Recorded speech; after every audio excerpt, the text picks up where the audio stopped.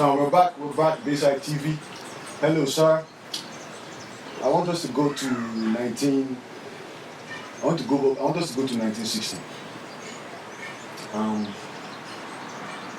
don't want to talk too much about, what myself and you have gone back and forth about. However, I would like you to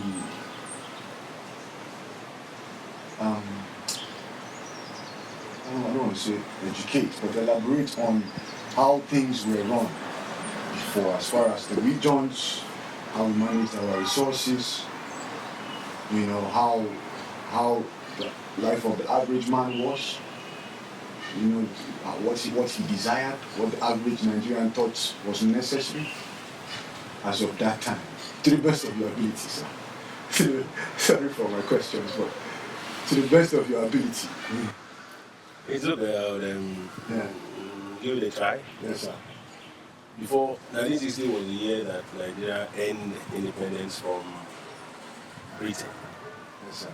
Before then, we were a colony run by Britain. So they used to appoint governors of Nigeria from England and then send them here. Yeah. Preparatory to that independence, there were many conferences held in England for the different components of Nigeria to decide what they wanted, how they wanted to proceed upon independence.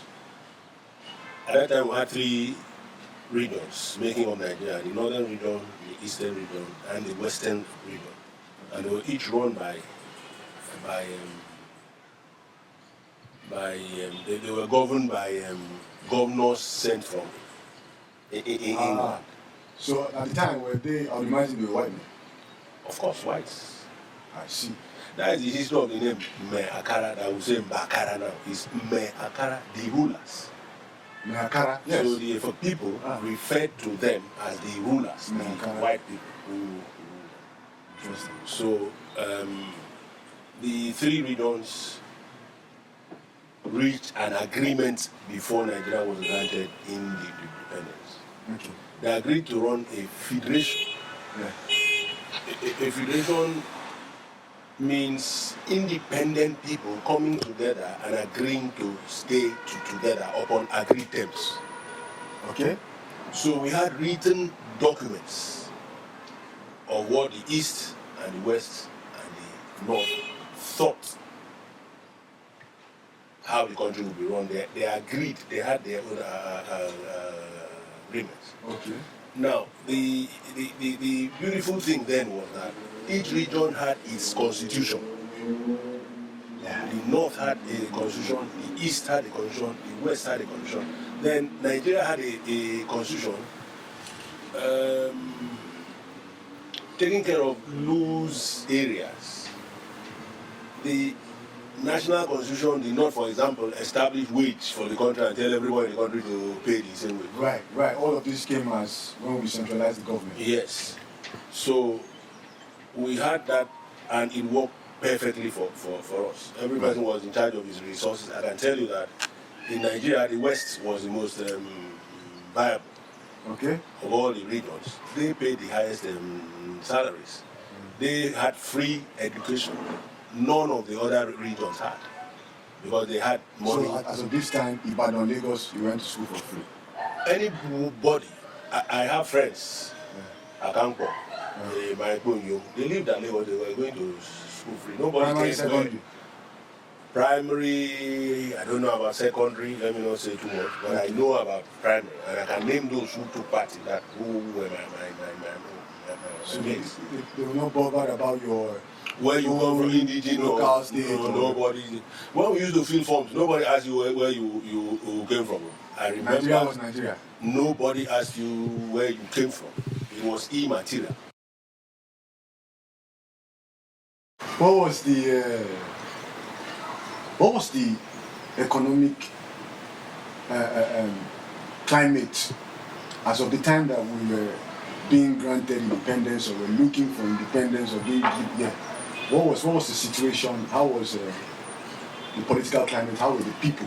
Were they hysteric? Was it a calm thing? Was it understanding? Was it war?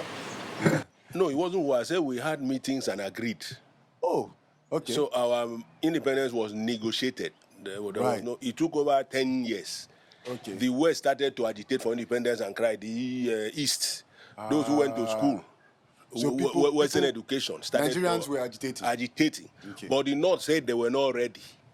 Are they ever ready?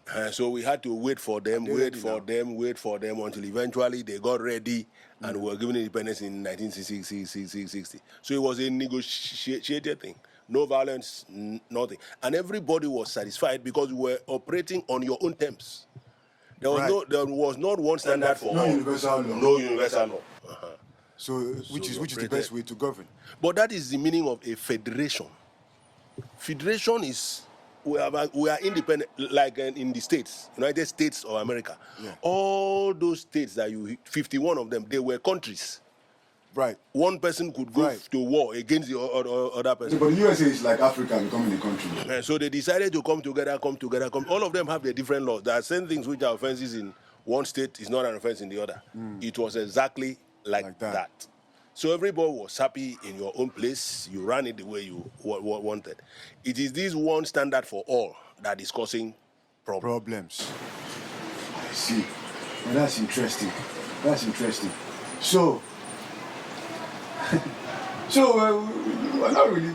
Can you genuinely say that post-independence and when they started making these little changes to constitutions and breaking away from the three regions, the regional system, what were we thinking? Were we trying to be progressive genuinely at the time?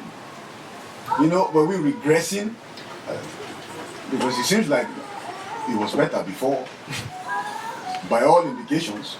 And I would imagine that changes are made to improve something, right? Like they didn't just decide, we wanted 6 states in Nigeria. That was not the case. I would imagine that there was some sense behind it. From 3 regions. Well, you're somewhat right, but you're saying what should be. Now, let me tell you what happened. Right. In fact, right. I said we negotiated our independence. Yeah. Civilians were in government, so they went to negotiate. Yeah. Soldier came and said it must be like that. That one, there's no negotiation. Oh yeah. It is soldiers who centralized Nigeria's administration. Iran C.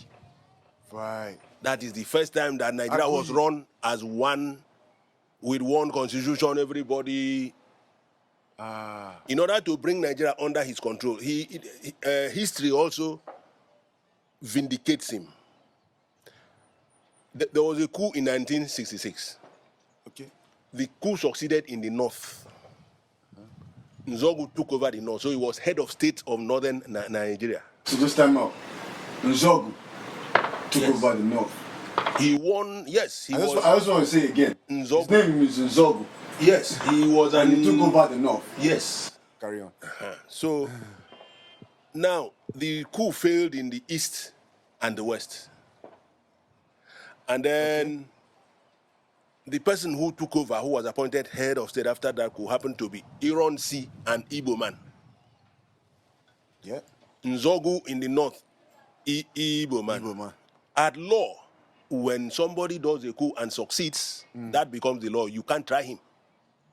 Yeah. Because he has succeeded. For Iran C to bring Nzogu back into the fold, because he could keep his north out. Right. Except you go to war and win him and win that side back. He had a right to keep his side, which he got by a coup. Right. So to bring him back, Iran centralized the powers of government. Because if you left each region to run like that, he will run his own.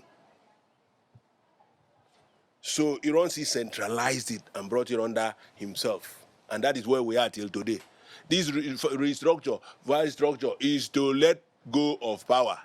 Those who have tasted power have enjoyed it over the years. They don't want to let go again. It was not like this. Right.